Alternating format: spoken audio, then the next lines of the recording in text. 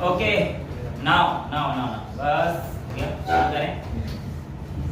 कल तक हम लोगों ने इस चैप्टर को वैसे तो टाटा बाय बाय कर दिया था, लेकिन इस चैप्टर के कुछ न्यूमेरिकल्स हैं जो आप लोगों को अभी तंग करेंगे। उसमें से मेजरली तो आप लोगों के इंस्ट्रूमेंट्स वाले, जिसमें वर्नियर कैलिपर, स्क्रू गॉज वगैरह के क्वेश्चन आएंगे, और दूसरे जो आपको तंग करेंगे वो थोड़े बहुत या तो डायमेंशन के कर देंगे, एरर के एक दो कर लेंगे।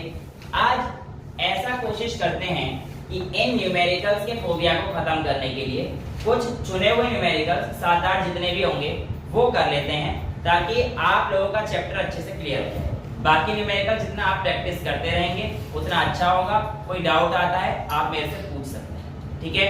मैं गिनती के 7 या 8 न्यूमेरिकल्स ये आप लोगों के सामने लेके आया हूँ, ठीक है। इन्हीं को हम लोग प्रैक्टिस करेंगे। अधिकतर इनमें से प्रीवियस ईयर है तो आईआईटी में आए हुए हैं, एम्स में आए हुए हैं, या कहीं ना कहीं कंपटीशन में आए हुए क्वेश्चंस हैं, जो मुझे लगता है कि ठीक ठाक क्वेश्चन थे। हालांकि इसके अलावा भी क्वेश्चंस हैं जो कुछ अच्छे क्वेश्चंस हैं, और due to lack of time हम लोग सारे तो नहीं कर पाएंगे, बट मैं प्रैक्टिस आप लोगों को करने के लिए बोलता हूँ, ठीक है, ताकि आप लोग करें और उसे भी मेरे को लेके आए ताकि मैं आपके डाउट्स बता सकूं, ठीक है।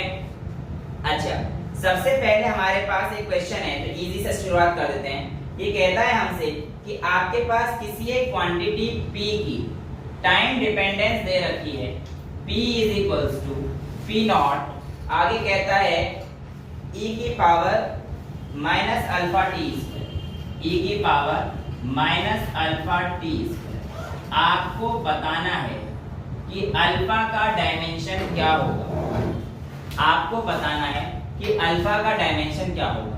पहले तो ऐसे क्वेश्चन देखते ही ऐसा लगता है पता नहीं क्या बहुत बड़ी बड़ी चीज दे दी, ऊपर से हमें ये भी नहीं पता इस बार P वगैरह क्या है, राइट। अब P एक फिजिकल क्वांटिटी बोल रखी है, तो हम लोग मान के चलते हैं हमें इसके बारे में अब कुछ पता ही नहीं, तो हम लोग इसका तो कुछ कर नहीं सकते। लेकिन दूसरी चीज जो आप लोग कर सकते हो बेटा, वो याद रखना, किसी भी एक्सपोनेंशियल पावर में अगर कोई वैल्यू दी जाती है तो वो डायमेंशन लेस होती है, यानी कि आपके पास अल्फा टी स्क्वायर आपका डायमेंशन लेस है। ऐसे डायमेंशन लेस क्वांटिटी को आप लोग 1 के इक्वल रख सकते हैं, और यहां से अगर t टाइम है तो अल्फा की वैल्यू 1/t² और अल्फा की वैल्यू m0 l0 t-2 आ जाती है। इसका कुछ नहीं करें, इससे कोई दिक्कत आप लोगों को नहीं आएगी, क्योंकि प्लस माइनस में आपके डायमेंशन एनालिसिस में कोई रोल उनका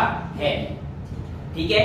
इसी के बेस पर मेरे पास अगला क्वेश्चन है कि अगर आप लोगों के पास प्रेशर P दे रखा है, इस बार P क्या है आपके पास, प्रेशर, ये बराबर है अल्फा अपॉन बीटा, इसके इक्वल है अल्फा अपॉन बीटा e की पावर बड़ा ही पेचीदा सा है, minus alpha into Z upon के टाइम्स थीटा। मतलब दिख रहा होगा गंदा सा क्वेश्चन पर है, आसान सा। यहाँ पर आपसे पूछा है कि what will be the dimension of beta, beta का डायमेंशन क्या है। प्रोवाइडेड है कि के आपके पास बोल्ट्जमैन कांस्टेंट है। बेटा बोल्ट्जमैन कांस्टेंट आप लोग जब एनर्जी वगैरह की यूनिट हम लोग पढ़ेंगे वहां पे हम लोग ध्यान देंगे। अभी के तो आप ऐसे याद कर लीजिए, इसकी जो डायमेंशन है ml2 t-2 k-1, के यहाँ पे हमारे पास किस चीज को डिनोट कर रहा है, टेम्परेचर, ठीक है, के केल्विन, ओके। और यहाँ पे आपका जो थीटा है ये आपको टेम्परेचर गिवन है, आपको जो z दे रखा है ये आपकी डिस्टेंस, ये आपको इस क्वेश्चन में दे रखा है, और आपसे पूछा है कि बताइए बीटा की डायमेंशन क्या होगी अगर P यहाँ पर क्या है तो प्रेशर है। तो ये चीज आपको प्रोवाइडेड थी, और आप लोगों ने इससे आंसर निकालना है कि what is the dimension of beta. करिए, ओके। अब थोड़ा शांत हो जाइए और इधर देखिए जरा, जिन्होंने कर लिया है उनके लिए नहीं, जिन्होंने नहीं किया उनके लिए। अब मेरे को ये बात तो पता है कि अल्फा जेड अपॉन के थीटा ये डायमेंशन लेस है, यानी कि ये 1 के बराबर है। यहां से मैं अल्फा की वैल्यू निकाल सकता हूं कि जेड मेरे पास क्या था, डिस्टेंस था, तो अल्फा इंटू एल अपॉन के की वैल्यू ml2 T-2 K-1 ये आ गया, और यहाँ पर थीटा टेम्परेचर था तो इसकी वैल्यू हो जाएगी K+1। यानी कि अगर मेरे को अल्फा निकालना है तो वो हो जाएगा m, ये K से K तो कट ही जाएगा, mL2T-2 अपॉन में L, इस L से एक L ये भी कट जाएगा, तो आपके पास अल्फा की वैल्यू mL1T-2, यहाँ तक आप लोग पहुंच जाने चाहिए थे। दूसरा के पास कौन सा की बेटा? दूसरा के पास ये केल्विन का है, थीटा को टेम्परेचर को केल्विन में लिखते हैं। शोर कम कीजिए प्लीज, थीटा को केल्विन में ही तो लिखते हैं।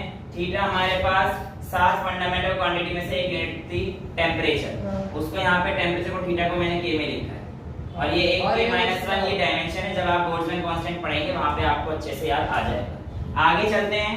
अब आपके पास ये वैल्यू तो हमारे पास डायमेंशन है, तो गोली मारो, बट तुम्हें पता है कि अल्फा अपॉन बीटा की वैल्यू प्रेशर के इक्वल है, ये हम लोग कर चुके हैं ऐसे क्वेश्चंस। तो आप कह सकते हैं mL-1T-2, प्रेशर का डायमेंशन फॉर्मूला यही होता है, इज इक्वल्स टू अल्फा की वैल्यू आप लोग निकाल चुके हैं mL1T-2, ये चीज आप लोग निकाल चुके हैं। अब आप इधर जाएंगे और अपॉन में बीटा के रख देंगे, तो बीटा की वैल्यू आपके पास आ जाएगी mL1T-2 अपॉन mL-1T-2, m से m गया, t से t गया, बीटा की वैल्यू L2 आई।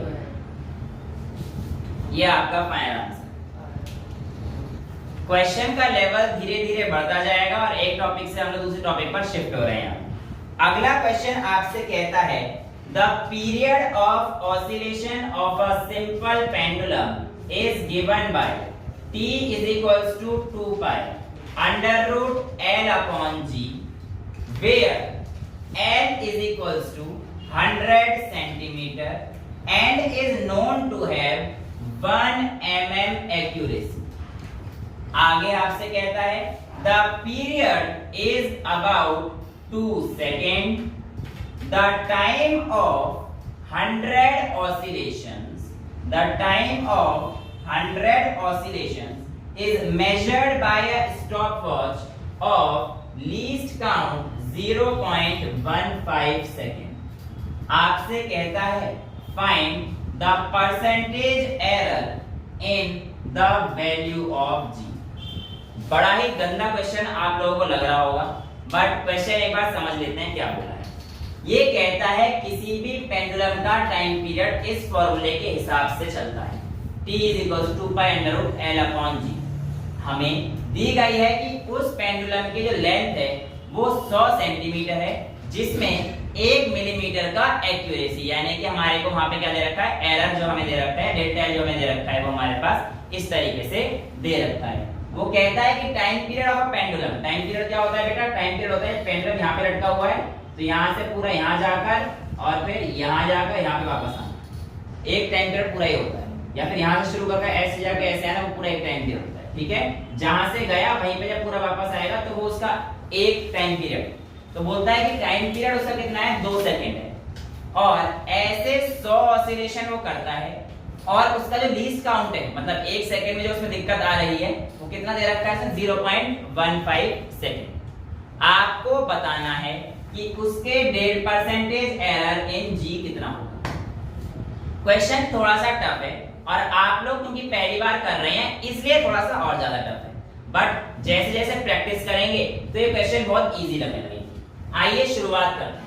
सबसे पहले तो हमें रूट को खोलना होगा, तो इसके लिए मैं क्या करूंगा कि इसको दोनों तरफ स्क्वायर कर दूंगा। स्क्वायर करने पर by squaring both sides t square is equals to 4 pi square, 2 का स्क्वायर हमारे पास 4, पाई का स्क्वायर पाई, और ये रूट हट जाएगा L अपॉन G। हमें परसेंटेज एरर G में पूछा गया है, तो G का आप इधर ले जाइए, तो G हमारे पास बन जाएगा 4 pi square L by T square. ये डायमेंशन वगैरह में कोई रोल प्ले करेगा नहीं, तो मैं इसको गोली मार देता हूं, यानी कि मेरे पास जो G रोल प्ले करेगा वो L बाय T स्क्वायर में करेगा। सर नहीं करेगा वो रोल, बेटा 4 पाई डायमेंशन कांस्टेंट होता है, कांस्टेंट का कोई रोल होता ही नहीं है आपको। हां 4 पे कोई रोल, वही तो कांस्टेंट है, ठीक है बेटा। लेकिन आपसे परसेंटेज एरर इन जी पूछा है, और परसेंटेज एरर आपको पता है डेल्टा जी बाय जी इंटू 100 पूछा है। इसका मतलब ये a/b वाले फॉर्मूले से कहीं ना कहीं हमें सॉल्व करना पड़ेगा, जो हम लोगों ने कल की क्लास में किया था। तो आप इसे कह सकते हैं डेल्टा g/g इंटू 100 ये बराबर आएगा delta l/l plus 2 times delta t/t। बेटा t स्क्वायर है ना, तो ये हमारे पास की कल कराया था मैंने, लेकिन ये सारी टर्म्स हमें परसेंटेज में दे रखी हैं, तो हमें यहाँ पर इनटू 100 भी करने पड़ेंगे। यहाँ तक क्लियर है? यहाँ तक तो कोई डाउट नहीं है। अब तो क्वेश्चन में हाँ बेटा परसेंटेज कर रहे हैं, सब में 100 होगा ना, सिर्फ इसी के साथ पार्शियलिटी यूं कर रही है। ज्यादा पसंद है जी हैं? क्लास में कर दे एक साथ, कोई बात तो तेरी मर्जी है, उसमें कोई फर्क नहीं पड़ेगा। बेटा ये आप लोगों से पूछा गया है। अब आगे आपको कुछ भी नहीं करना है, इनकी वैल्यूज लिखनी है। बट यहाँ पर एक ट्रिक है जो आईआईटी ने कई बार जिससे खेल खेला है। मतलब आईआईटी में क्वेश्चन देने का रीजन ये होता है ताकि आप लोगों को फंसाया जा सके। क्या ट्रिक है आइए समझ लेते हैं। पहले तो मैं इसको सॉल्व कर देता हूँ, फिर मैं आपको ट्रिक बताता हूँ कि ये क्वेश्चन तो हो जाएंगे, बट अगर इसे क्वेश्चन थोड़ा हेर फेर कर दिया, जो कि आईआईटी ने किया भी है, तो आप लोग फंस जाएंगे। आइए देखते हैं। ये हमारे पास डेल्टा g/g इंटू 100 है, तो निकालना है, इसको कम रहने देते हैं। डेल्टा l एक्यूरेसी कितनी है 1 mm यानी कि 0.1 सेंटीमीटर, तो मैं इसे लिख सकता हूँ 0.1 अपॉन l कितना दे रखा है 100, तो आप इसे 100 रख दीजिए इंटू 100 आपने परसेंटेज में कन्वर्ट करने के लिए कर दिया, कोई दिक्कत नहीं, plus 2 times delta t percent least count कितना दे रखा था हमें 0.15 सेकंड, डेल्टा t हो गया अपॉन में पूरा टाइम पीरियड कितना दे रखा था बेटा हमें 2 सेकंड इनटू 100, तो आप कर लें। बेटा ये आप लोगों ने जो टाइम पीरियड निकाला है इसमें एक गलती है। वो क्या गलती है कि आप लोगों ने ये एक ऑसिलेशंस के लिए निकाला है, बट पेपर में उसने 100 ऑसिलेशन के लिए बोला है। तो 100 ऑसिलेशन के लिए जहां पे आपके पास जो पूरा टाइम पीरियड था उसमें आपको मल्टीप्लाई करनी पड़ेगी 100 ऑसिलेशंस की। अब कोई दिक्कत नहीं है भाई, ये जो लीस्ट काउंट है ये तो चाहे 1 के लिए हो चाहे 100 के लिए, सबके लिए सेम रहने वाला है। पर अगर आप एक राउंड को लेके रखोगे तो आपके आंसर में गलत आएगा। तो ये जहां पर भी आपको जितने ऑसिलेशंस दे रखे होंगे वो आपको टाइम जो उसका मेन टाइम होगा, कौन सा पूरा टाइम पीरियड होगा, उसके साथ मल्टीप्लाई करना पड़ेगा। ठीक है, ऐसे क्वेश्चन आईआईटी ने 2-3 बार पूछे हुए हैं। अगर आप इसे नहीं करते हैं नंबर को डिवाइड, तो आपके आंसर जो है फिर गलत आ जाएंगे, क्योंकि आप केवल 0.15 और 2 तक आंसर छोड़ देते हैं, जिससे कि आपके आंसर में गलती रहने के चांसेस बहुत ज्यादा रहते हैं। अच्छा, अब 0.15 को 2 से मल्टीप्लाई करेंगे तो कितना आएगा 0.3, तो आपके पास आ जाएगा 0.1 प्लस 0.3/200 इंटू 100, तो आप इसे काट देंगे, इसे 1/2, और ये आप सॉल्व कर देना, जो भी आपके पास वैल्यू आएगी ये आपके सामने आ जाएगी। ठीक है बेटा, तो this is how you will be doing the concept. तो ये आपको समझ में आना चाहिए कि आप लोगों ने यहाँ पे क्या की। ये सारी चीजें लीस्ट काउंट में रखना, सेम यूनिट में रखना, ये सारी चीज आपको आनी चाहिए। क्लियर है? ये क्वेश्चन समझ में आया? तो ये आपके पास टाइम पीरियड और सिंपल पेंडुलम का जो क्वेश्चन है वो आपसे कराया जाता है। 1.6 जो भी आए बेटा अभी तुम देख लेना, कैलकुलेशंस आराम से करते हैं घर पे बैठ के आराम से। नेक्स्ट क्वेश्चन हम लोग करते हैं अपने वर्नियर कैलिपर साहब मुझसे कहता है अ वर्नियर कैलिपर हैज, मैं इसको रब कर रहा हूं, कॉन्सेप्ट समझ में आ गया है। नेक्स्ट हमारे पास कहता है कि आपके पास एक वर्नियर कैलिपर है जिसके पास 1 millimetre marks on main scale, यानी कि आपको उसका लीस्ट काउंट मतलब जो मेन स्केल रीडिंग दे रखी है वो कितनी दे रखी है 1 मिलीमीटर। आगे कहता है it has 20 divisions on vernier scale and they matches with 16 main scale division. आपसे कहता है फाइंड द लीस्ट काउंट, और इसने क्या बोला है मेन स्केल पे मार्क्स कितना है 1 mm का। बहुत ही सिंपल क्वेश्चन है, आइए इसको देखते हैं किस तरीके से हैंडल करना है। बेटा हमें ये चीज दे रखी है 20 vernier scale division equal to 16 main scale division, तो सबसे पहले हमें क्या निकालना होता है 1 vernier scale division. 1 vernier scale division is equals to 16/20 MSD, और यू कैन से 4 4 या 16 4 5 20 0.8 टाइम्स msd। आप लोगों को ये चीज तो पता थी, 0.8 msd आ गया है। आप लोगों को अब ये चीज भी पता होनी चाहिए कि आपके पास least count is equal to क्या होता है, 1 msd माइनस 1 vsd, है कि नहीं?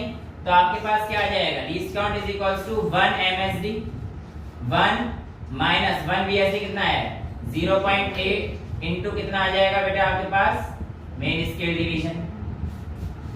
अब ये तो वैसे आपके पास mm में ही आया है, तो 1 माइनस 0.8 करेंगे तो आपके पास कितना आ जाएगा, सीधे सीधे 0.2 आपके सामने आपका आंसर 0.2 msd, ये आपके पास आपका आंसर आ जाएगा। ठीक है, ये तो हम लोग पहले ही कर चुके हैं, इस पर तो कोई क्वेश्चन टफ था नहीं, बट ये भी आईआईटी में आया हुआ सवाल। अगला क्वेश्चन थोड़ा सा ट्रिकी है, आईआईटी में आया हुआ था और उसमें डायग्राम भी था। अब आप लोगों को तो मेरी डायग्राम की तारीफ पता ही है, मैं कैसे डायग्राम बनाता, इसलिए मैंने उस क्वेश्चन को अपनी तरफ थोड़ा सा ट्विस्ट कर दिया ताकि मुझे डायग्राम ना बनाना पड़े, क्योंकि अगर डायग्राम स्क्रू गॉज का बनाना पड़ता तो पता नहीं इस बोर्ड में क्या क्या बन जाता। ठीक है, लेकिन क्वेश्चन आईआईटी का ही पूछा हुआ क्वेश्चन है और बहुत ही शानदार क्वेश्चन में से एक है। यहाँ पर कहता है आपसे, वो कह रहा है in a screw gauge zero of main scale coincides with fifth division on circular scale, यानी कि आपके पास जो आपका जीरो है वो सर्कुलर स्केल पर फिफ्थ डिवीजन से मिल रहा है, यानी कि इसमें जीरो एरर है। क्वेश्चन ने पहली लाइन में हिंट दी। आगे कहता है the circular division of screw gauge are, कितने हैं बेटा नंबर ऑफ सर्कुलर डिवीजन 50। ये आपसे क्वेश्चन ने कह दिया कि the circular division are 50 and it moves 0.5 mm on main scale in one rotation, एक रोटेशन में ये इतना चलता है। आगे कहता है find the diameter of the ball, find the diameter of the ball if on inserting the ball it completed या it completes 4 rotation, it completes 4 rotation and at last it coincides with 25th division, it coincides with 25th division, then find the diameter। बहुत ही अच्छा question है और इस question को करने से पहले आप लोगों को स्क्रू गॉज का यूज आना चाहिए। स्क्रू गॉज का यूज मैं आपको एक बार दोबारा से बता देता हूं। ये आप लोगों के सामने स्क्रू गॉज है, यहाँ पर इस पोजीशन पर हम लोगों ने मान के चलिए जो खाली सा एरिया है, इस पोजीशन पर हम लोगों ने बॉल फंसा दी। बॉल मैंने फंसा दी है सपोज कीजिए, और बॉल फंसाने पर इसने कहा कि 4 रोटेशन ऐसे कंप्लीट हो गए। जिस तरीके से मेरे स्क्रू गॉज में 100 सर्कुलर रीडिंग थी, यहाँ पर कितनी रीडिंग दे रखी है सर्कुलर रीडिंग्स की 50 दे रखी है। और जिस तरीके से मेरे मेन स्केल पर 1 mm का डिस्टेंस था, इनके मेन स्केल पर कितने का डिस्टेंस है 0.5 mm का डिस्टेंस है। यानी कि अगर ये एक रोटेशन मूव कर रहा है तो मेरे को इस बार इसका भी इस्तेमाल करना पड़ेगा मेन स्केल रीडिंग के लिए। कैसे, आइए क्वेश्चन से समझ लेते हैं। सबसे पहले तो बेटा आप इसमें देखिए कि इसमें 0 एरर है, और 0 एरर होने की वजह से हम लोगों को यहाँ पर 0 एरर कैलकुलेट करना ही पड़ेगा। कैसे करेंगे, सबसे पहले इसकी लीस्ट काउंट निकालनी पड़ेगी, और लीस्ट काउंट के लिए हम लोग क्या करते थे बेटा, उसका pitch upon number of circular division. इसकी पिच कितनी है बेटा हमारे पास 0.5 mm है, तो इसका लीस्ट काउंट कितना आ जाएगा, least count of screw gauge 0.5 upon में 50। आप इसे हटाएंगे, इधर बढ़ा देंगे तो ये आपके पास 0.01 mm के टर्म्स में आ जाएगा। ये आपके पास पहला पॉइंट। जब आपने इसका लीस्ट काउंट निकाल लिया तो उसने बोला है कि स्टार्टिंग के समय पर 5th पोजीशन से वो कोइंसाइड कर रहा था। इसका लीस्ट काउंट हमारे पास 0.01 आ जाएगा। अब इसमें 0 एरर कितनी होगी, इसके लिए हमें क्या करना पड़ेगा, जिस लाइन पे कोइंसाइड कर रहा था उसको इससे मल्टीप्लाई कर दीजिए। तो आपके पास 0 एरर आ जाएगा, यानी कि 0.01 इंटू 5 करेंगे तो इसमें 0 एरर आ जाएगा 0.05 mm का। यहां तक तो क्लियर है सारी चीजें। अब आगे कहता है it moves 0.5 mm in one rotation, यानी कि एक रोटेशन में कितना मूव किया है 0.5 mm। उसने कहा है कि ऐसे उसने 4 रोटेशन कंप्लीट करे तो उसने डिस्टेंस कितनी मूव करेगी, कैसे निकालेंगे भाई, मल्टीप्लाई कर आप सीधी सीधी बात है, आप देखेंगे कि भाई जो वैल्यू है हमारे पास 0.5 हमारे पास ऐसे मूव किया है 4 रोटेशन में, आपके पास जो आंसर आपको लग रहा है आएगा वो आएगा 0.5 into 4 से 0.05 5 mm है ना बेटा, वो तो लीस्ट काउंट नहीं करेंगे। तो ये 4 रोटेशन में 0.5 into 4 उसने मूव किया है। ये क्वेश्चन आईआईटी से थोड़ा सा अलग है बट यहाँ पे आपको समझ में आ जाए, ठीक है। तो 0.5 उसने मूव किया, 4 रोटेशन उसने किए हैं, 4 रोटेशन में आपके पास इतनी वैल्यू आपके पास आ जाएगी। तो यहाँ पर आप लोगों को जो चीज समझ में आ रही है वो क्या है कि यहाँ पे आपकी value 2 I, 2 mm I, right. But ये 2 mm जो आपको लग रहा है क्या ये एक्चुअल में सही है, नहीं। ये जो तब आई है ना जब इसका लीस्ट काउंट 0.5 में था, 0.5 mm के 4 चक्कर मारे तब 2 वैल्यू आई है।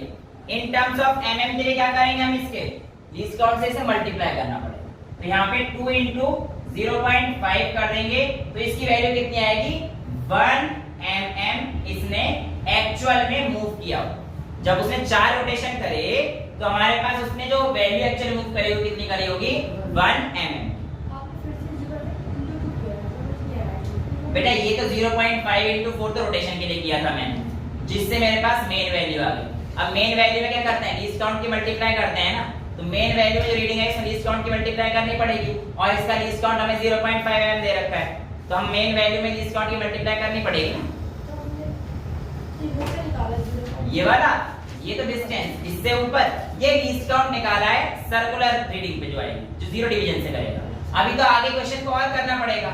आगे क्वेश्चन से हमसे कहता है कि आपको बताना है डायमीटर कितना होगा अगर 4 रोटेशन का 25 डिवीजन से कोइंसाइड करता है। तो 25 डिवीजन का मतलब सर्कुलर स्केल पे रीडिंग कितनी है 25, इसको क्या करना पड़ेगा, इसके लीस्ट काउंट से मल्टीप्लाई करना पड़ेगा। 0.01 आपके सामने आ जाएगा और 0.01 आपके सामने जो ऑप्शन दे रखा है इससे कितना आ जाएगा 0.25 आ जाएगा और आपके पास जो फाइनल वैल्यू आ जाएगी वो कितनी आ जाएगी 1.25 आ जाएगी, राइट। अब आपको जो ऑप्शन दे रखे थे बेटा वो कुछ इस तरीके से थे 2.20, 2.25, 1.20 और 1.25। तो आप या तो आप यहाँ पर निकालकर दो यहाँ पे गलती कर देते 0.45 into 4 करके 2 में निकाल देते, या 2.25 निकाल देते, इसमें प्लस कर देते 0 एरर को, लेकिन ऐसे नहीं करना है। आपके पास आंसर 1.25 भी आया है, आप 1.25 भी कर सकते हैं, यानी कि तीनों आंसर आप करेक्ट कर सकते थे, लेकिन आंसर सही कौन सा है, ये वाला है। क्यों? क्योंकि आपके पास ये जो वैल्यू आई है इसमें 0 एरर है 0.005 का, 0.05 का। इसको आप इसमें से माइनस करेंगे तो आपके पास नेट वैल्यू क्या आ जाएगी 1.20, ठीक है। चलिए अब अगला क्वेश्चन करते हैं। अगला क्वेश्चन भी अच्छा क्वेश्चन है, उसमें दे रखा है आपको diameter of cylinder is measured using a vernier caliper, यानी कि इस बार आपको कौन सा इंस्ट्रूमेंट दे दिया है, वर्नियर कैलिपर का इंस्ट्रूमेंट आपको दे दिया है। और वर्नियर कैलिपर कितने अच्छे से आता है आइए देख लेते हैं। Diameter of a cylinder is measured using a vernier caliper with no zero error, बच गया, इस बार कोई जीरो एरर नहीं है। आई कहता है it is found that the zero of vernier scale lies between 5.102 and 5.15, यानी कि इस बार कह रहा है कि आपके पास जो मेन स्केल है इसके बीच में कहीं आप लोगों का वर्नियर स्केल का जीरो लाई करना है, ठीक है। तो यहां से यहां तक की डिस्टेंस कितनी है 0.05, तो मेन स्केल की रीडिंग कितनी हो गई है 0.05 सेंटीमीटर, राइट। तो मेन स्केल रीडिंग आपके पास कितनी हो गई है 1 MSD is equals to 0.05, ठीक है।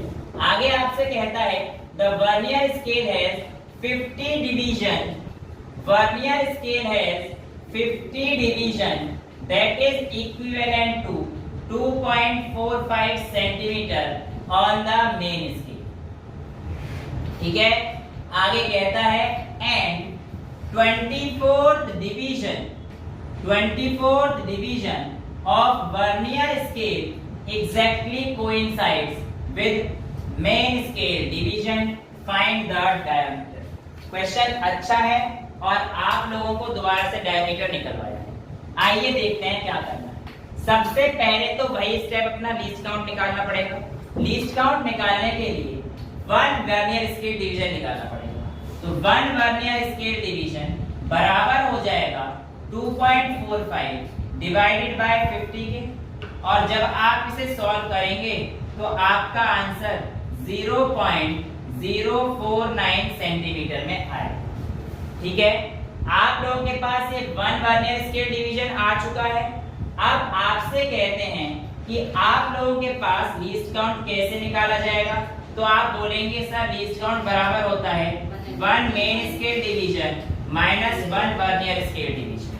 मेन स्केल डिवीजन में आपके पास 0.05 था और यहाँ से आप माइनस कर देंगे 0.049। 0.050 को लेंगे तो यहाँ पे आप माइनस करना जानते हैं, ये तो इतना तो आता ही होगा। क्यों 0.01 क्यों आ गया? 0.0 इतना भी नहीं आता।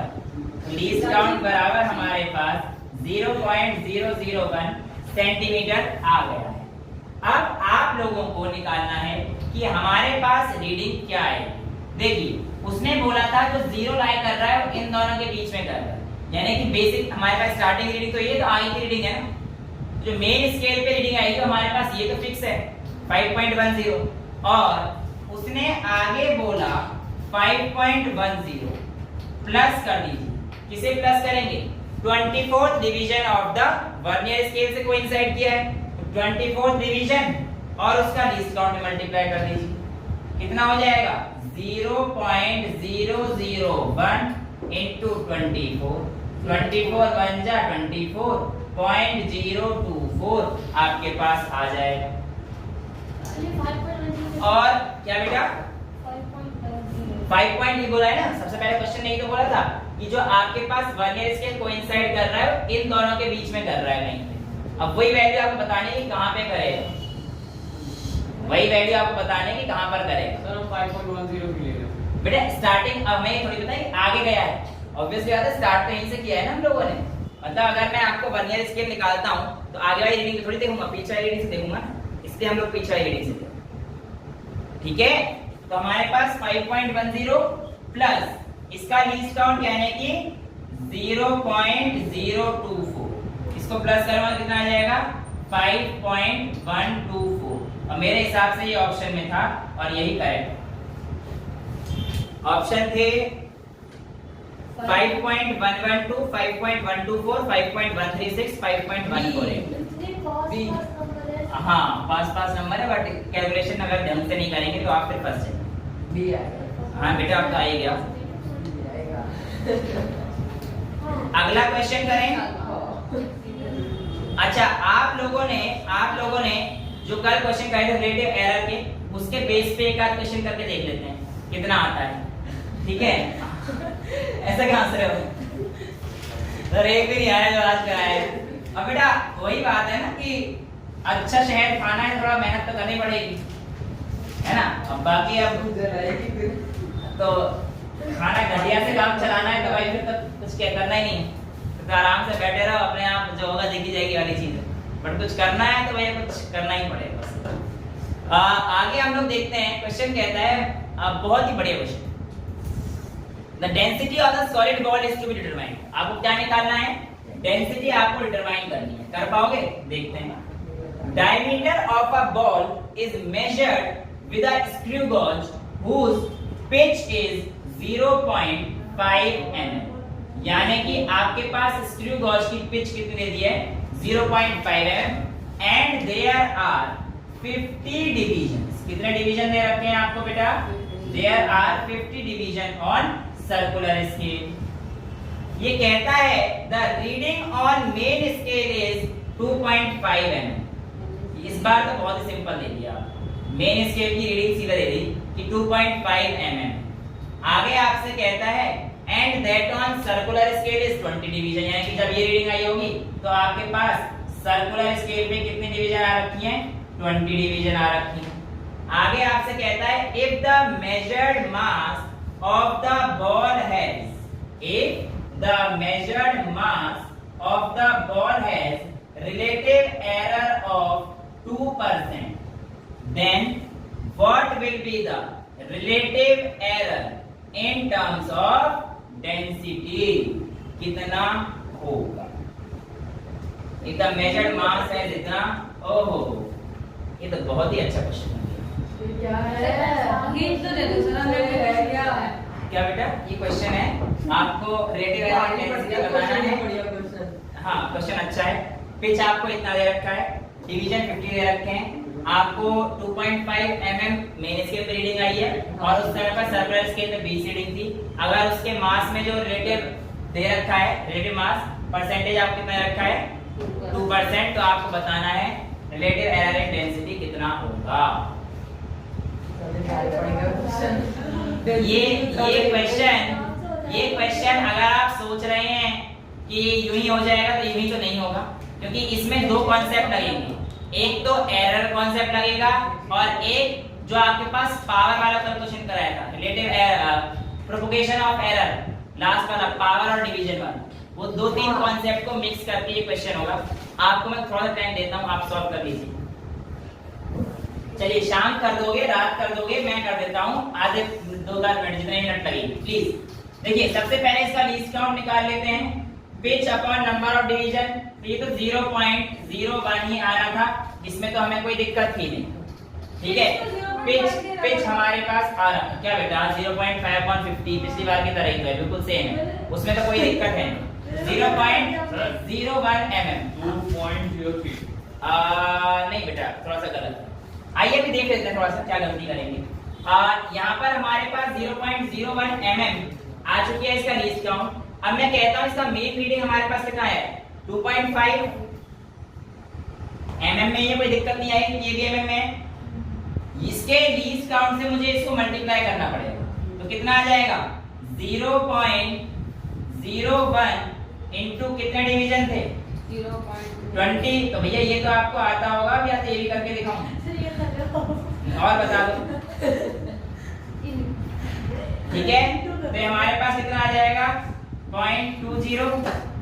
भैया इतना तो कर लेना भगवान के लिए, यहाँ तक तो पहुँच जाए, यहाँ तक पहुँच गए, चलो फिर तो भगवान का भला हो जाएगा, अरे तुम्हारा भला हो जाएगा।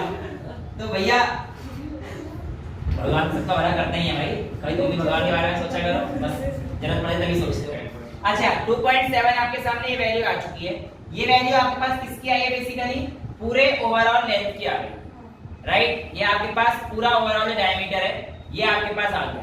लेकिन आपसे पूछा था रिलेटिव एरर इन डेंसिटी, ठीक है, मैंने आपकी बात बिल्कुल रख रहा हूं कि आपने डायमीटर निकाल दिया, ठीक है, पर डायमीटर तो पूछा नहीं था इस बार, राइट।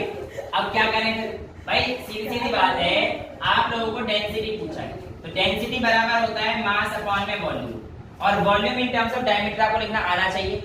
4 अपॉन, देखो मास को तो मास लिख देंगे, वॉल्यूम को 4/3 पाई r³ होता है, तो d/2 और इसका क्यूब, अरे डायमीटर का आधा ही तो होता है रेडियस हैं।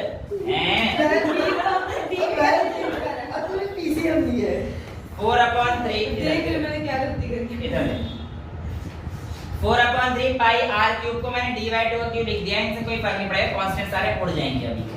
तो यानी कि मेरे पास ये आ जाएगा इन टर्म्स ऑफ परसेंटेज, जो हमें डेंसिटी में निकालना है, यानी कि d डेल्टा d/d into 100 बराबर आ जाएगा बेटा m/m into 100, यानी कि delta m/m into 100 plus 3 times delta d/d, क्योंकि 4/3 पाई r³ 3 टाइम्स डेल्टा r/r, ये तो कल कराया था मैंने आप लोगों को, 3 टाइम्स डेल्टा d/d।